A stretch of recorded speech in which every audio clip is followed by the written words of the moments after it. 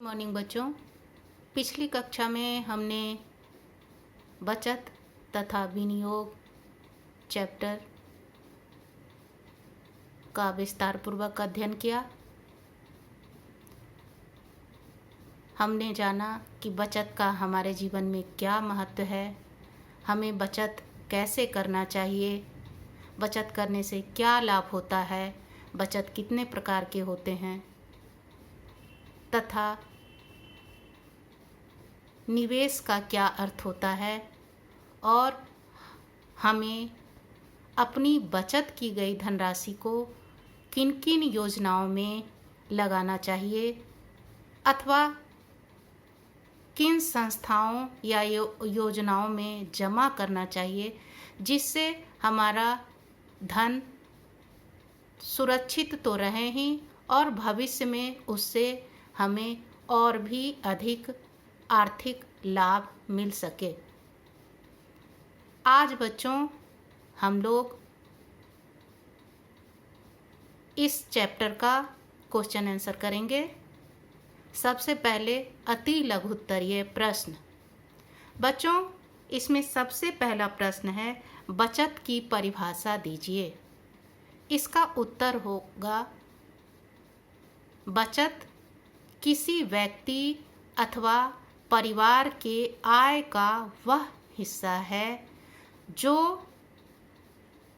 वह अपनी वर्तमान की आवश्यकताओं को पूरा करने के बाद अपने भविष्य को, अपने परिवार के भविष्य को आर्थिक रूप से सुरक्षित रखने के लिए तथा अपने भावी योजनाओं को पूरा करने के लिए बचाता है।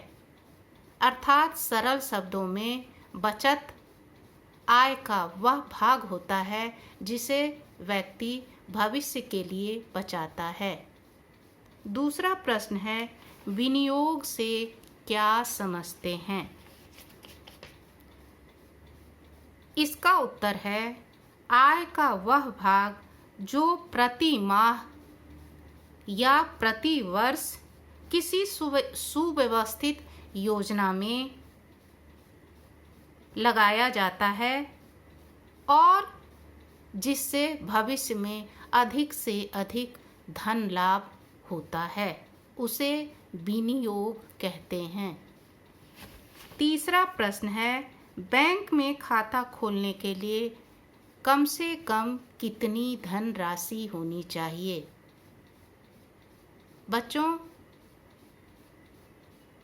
बैंक में खाता खोलने के लिए कम से कम 500 रुपये की धनराशि होनी चाहिए।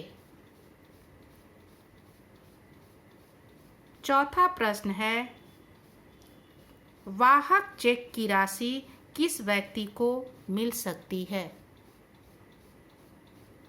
बच्चों, वाहक चेक की धनराशि जमाकर्ता के द्वारा भेजे गए किसी भी व्यक्ति को मिल सकती है।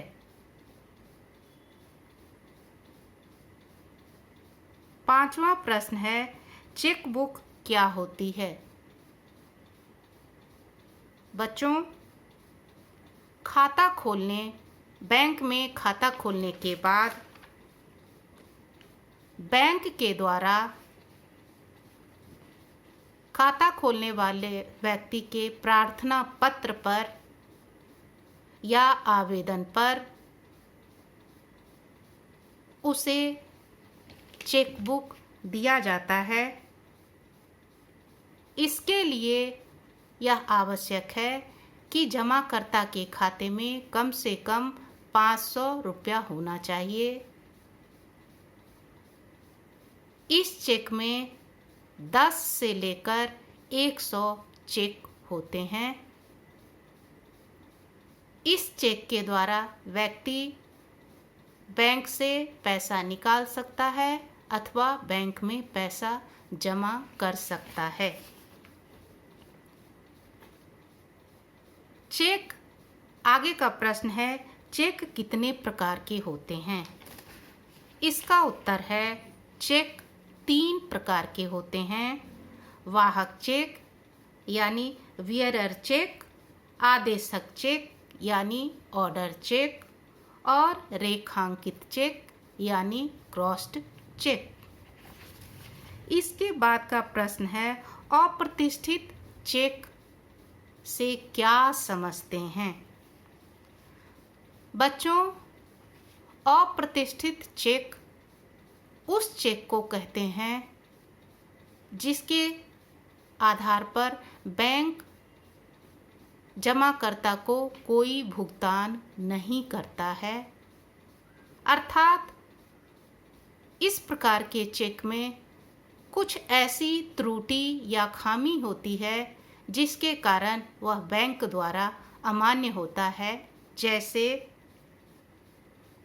चेक का कटा फटा होना, चेक पर तारीख सही नहीं होना, चेक में जो धनराशि उल्लिखित है उससे कम धनराशि जमाकर्ता के खाते में होना, चेक पर जो धनराशि लिखी गई है उसके अंक और शब्दों में मिलान नहीं होना,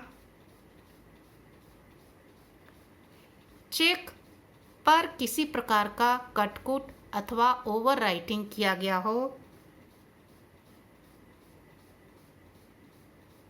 अथवा चेक पर जमाकर्ता का हस्ताक्षर नहीं हो। इसके बाद है भविष्य निधि योजना कितने प्रकार की होती है?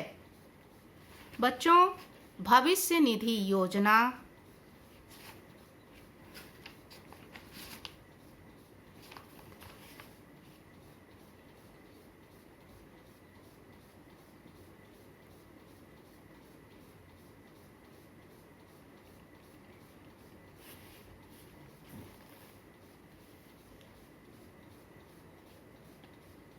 दो प्रकार की बच्चों भविष्य निधि योजना दो प्रकार की होती है। सामान्य भविष्य निधि योजना यानी जनरल प्रोविडेंट फंड और प्रति सहायक भविष्य निधि योजना यानी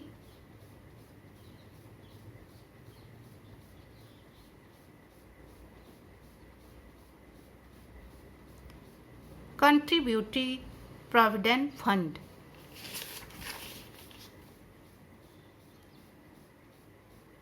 इसके बाद का प्रश्न है बैंक में खुलने वाले किन्हीं दो खातों के नाम लिखें। बच्चों, बैंक में खुलने वाले खातों के नाम हैं निश्चित अवधि जमा खाता यानी फिक्स्ड डिपॉजिट अकाउंट और दूसरा है बचत खाता यानी सेविंग अकाउंट्स। इसके बाद का प्रश्न है चेक बुक लेने के लिए खाते में कम से कम कितनी धनराशि होनी चाहिए? इसका उत्तर है चेक बुक लेने के लिए जमाकर्ता के खाते में कम से कम 500 रुपया होना चाहिए या जिस समय जमाकर्ता खाता धारक खाता खोलता है उसे उसी समय बैंक में 500 रुपया जमा कर देना चाहिए, तभी उसे बैंक के द्वारा चेक बुक मिल सकता है। इसके बाद है सामान्य भविष्य निधि योजना किन कर्मचारियों के लिए होती है? इसका उत्तर है सामान्य भविष्य निधि योजना सिर्फ सरकारी कर्मचारियों के लिए होती है। आगे का प्रश्न है भविष्य निधि योजना में धन जमा करने के 2 लाभ लिखें। बच्चों, इसका उत्तर है भविष्य निधि योजना में धन जमा करने के लाभ पहला तो बच्चों की उच्च शिक्षा में मदद करना, दूसरा रिटायरमेंट के बाद व्यक्ति को आर्थिक रूप से सहायता प्रदान करना। अब लघुत्तरीय प्रश्न। इसमें पहला प्रश्न है, वाहक चेक और रेखांकित चेक में क्या अंतर होता है? इसका उत्तर है, इस प्रकार के चेक में खाता धारक द्वारा चेक के ऊपर और वियरर अथवा वाहक लिख दिया जाता है और इस चेक के द्वारा कोई भी व्यक्ति धन प्राप्त कर सकता है, परंतु इस चेक का एक हानि भी होता है कि यदि यह चेक किसी कारण से गुम हो जाए तो चेक को पाने वाला व्यक्ति इस चेक से धनराशि निकाल सकता है। इसलिए यदि वाहक चेक गुम हो जाता है तो इसकी सूचना तुरंत ही बैंक को दे देनी चाहिए, ताकि उस चेक के आधार पर कोई धनराशि की निकासी ना हो सके। दूसरा है रेखांकित चेक। इस प्रकार के चेक के बाईं ओर सबसे ऊपर दो समानांतर तिरछी रेखाएं खींच दी जाती है। इस प्रकार के चेक से बैंक द्वारा किसी प्रकार के धन का भुगतान नहीं किया जाता, बल्कि जमाकर्ता इस चेक से अपने खाते में अथवा दूसरे खाते में धन जमा कर सकता है। इस प्रकार के चेक के खो जाने पर किसी प्रकार का खतरा जमाकर्ता को नहीं होता है। आगे का प्रश्न है,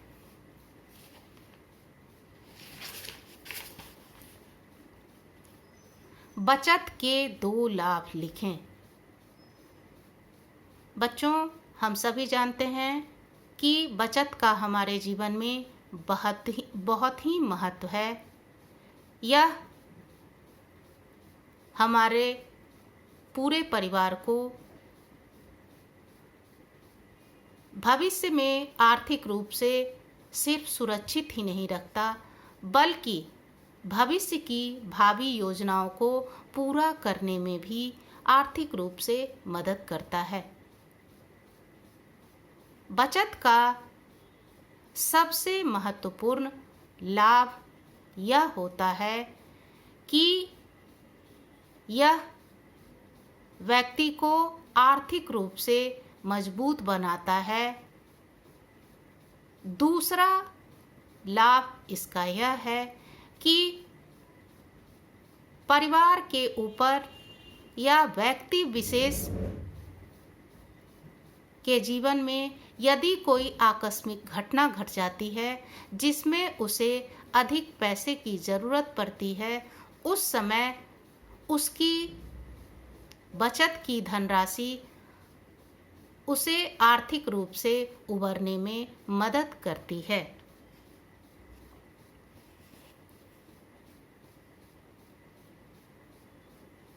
आगे का प्रश्न है, यूनिट्स क्या होते हैं? बच्चों, यूनिट्स भी एक प्रकार का बचत पत्र होता है जिसकी बिक्री यूनिट ट्रस्ट ऑफ इंडिया द्वारा की जाती है। इसमें एक यूनिट का मूल्य कम से कम 10 रुपया होता है और किसी भी व्यक्ति को कम से कम 10 यूनिट खरीदना पड़ता है। इसके अतिरिक्त व्यक्ति चाहे तो वह अपनी इच्छा अनुसार या अपनी आर्थिक स्थिति के अनुसार अधिक से अधिक यूनिट्स भी खरीद सकता है। यूनिट्स या तो व्यक्ति बैंक अथवा डाकघर से खरीदता है या फिर इनके द्वारा नियुक्त एजेंट अर्थात दलाल से भी यूनिट खरीद सकता है।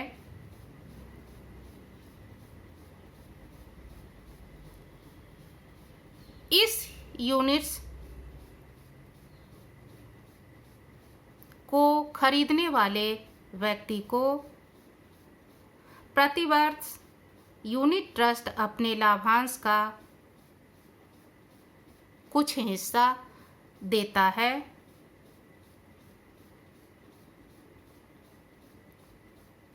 इतना ही नहीं,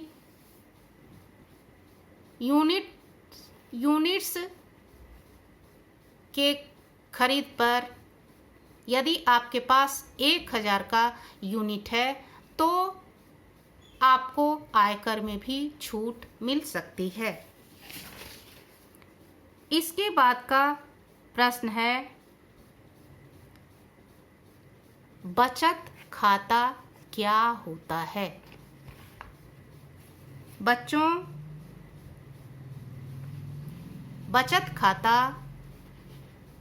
बैंक में पैसा जमा करने की एक योजना है। यह बचत की एक सुव्यवस्थित योजना होती है। इसमें बड़े से बड़े और निम्न आय वर्ग के लोग भी अपना खाता खोल सकते हैं। बचत खाता खोलने के लिए कम से कम 500 रुपये की ज़रूरत होती है और इसमें यह भी निश्चित करना होता है कि खाता धारक के बैंक में अकाउंट में हमेशा कम से कम 500 रुपया होना चाहिए, अन्यथा बैंक के द्वारा खाता धारक का खाता बंद भी कर दिया जा सकता है और खाता को यदि चालू रखना है तो बैंक खाता धारक से हर 6 महीने पर 10 रुपया व्यय के रूप में वसूल करता है। इस प्रकार का खाता व्यक्ति अकेले अथवा 2 व्यक्ति या 2 से अधिक व्यक्ति के नाम पर भी खोल सकता है। इस प्रकार का खाता माता पिता अपने बच्चों के नाम पर भी, जो कि जिनकी उम्र 18 साल से कम है, उनके नाम पर भी खोल सकते हैं। इस प्रकार के खाते पर, जमा खाते पर जमाकर्ता को बैंक के द्वारा 4% वार्षिक ब्याज दिया जाता है।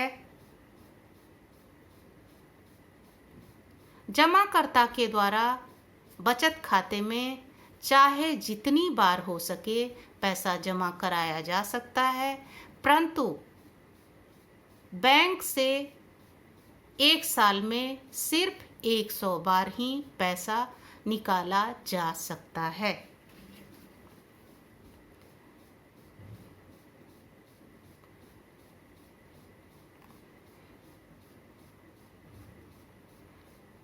इसके बाद है जीवन बीमा पॉलिसी खरीदने के 4 लाभ लिखिए। बच्चों, जीवन बीमा पॉलिसी भी बचत का एक अच्छा साधन होता है।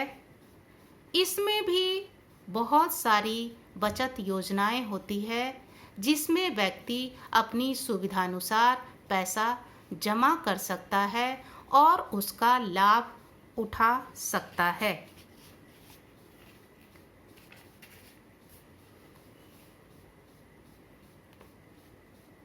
जीवन बीमा पॉलिसी के निम्नलिखित लाभ होते हैं, जैसे परिवार को आर्थिक रूप से संरक्षण प्रदान करना।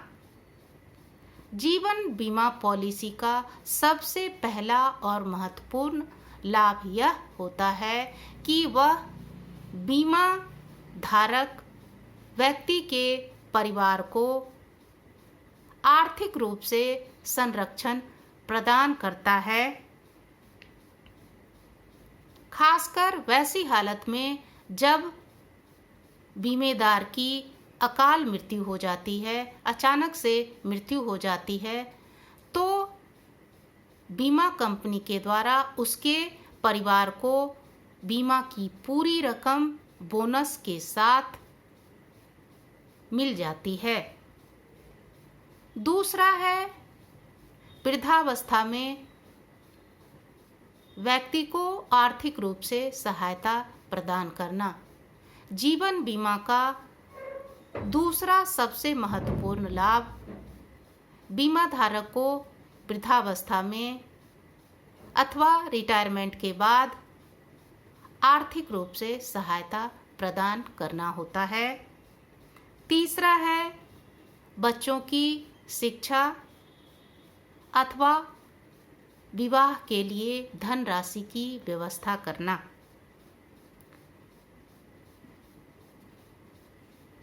व्यक्ति के द्वारा बच्चों के शिक्षा के लिए अथवा विवाह के लिए भी अलग से जीवन बीमा पॉलिसी ली जाती है और वह धनराशि भविष्य में बच्चों के उच्च शिक्षा और उनके वैवाहिक कार्य में खर्च होने वाले धन की व्यवस्था करने में परिवार की मदद करता है।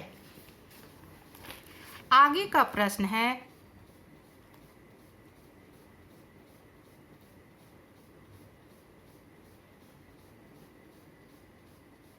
हमें बचत की आवश्यकता क्यों पड़ती है? बच्चों, हम सभी जानते हैं कि वर्तमान समय में महंगाई बहुत तेज़ी से बढ़ती जा रही है। इतना ही नहीं, समय के साथ साथ लोगों की आवश्यकताओं और रहन सहन में भी काफ़ी अंतर आया है। ऐसे परंतु उनके पास आय के साधन सीमित होते हैं अथवा इतने कम होते हैं कि वह उन आय के साधनों से अपने परिवार के वर्तमान आवश्यकताओं को तो किसी तरह से पूरा कर लेते हैं, लेकिन भविष्य में की ज़रूरतों को पूरा करने में अथवा अचानक से आ जाने वाले खर्चों को पूरा करने में परिवार को बहुत सारी कठिनाइयों का सामना करना पड़ता है। ऐसी स्थिति में यदि परिवार के द्वारा सोच समझकर अपने आय का कुछ हिस्सा बचत के रूप में ना रखा जाए तो उन्हें बहुत सारी कठिनाइयों का सामना करना पड़ता है। इतना ही नहीं, उनकी जो भविष्य की योजनाएं हैं जिनको वह पूरा करना चाहता है, उनको पूरा करने में भी उसे परेशानी होती है। इसलिए प्रत्येक व्यक्ति को, प्रत्येक परिवार को सबसे पहले तो अपने आय के साधनों को बढ़ाना चाहिए और अपने आय का कुछ न कुछ भाग अपनी आमदनी के हिसाब से अवश्य बचाकर रखना चाहिए। क्योंकि बचत की गई यह धनराशि भविष्य में उन्हें आर्थिक रूप से सुरक्षित रखती हैं, उनके भावी योजनाओं को पूरा करने में उनकी सहायता करते हैं। अचानक से घटने वाले आकस्मिक घटनाओं से आर्थिक रूप से लड़ने में उनकी मदद करते हैं। बच्चों के उच्च शिक्षा तथा शादी ब्याह के समय उन्हें आर्थिक रूप से भी मदद करते हैं। आज के लिए इतना ही। धन्यवाद।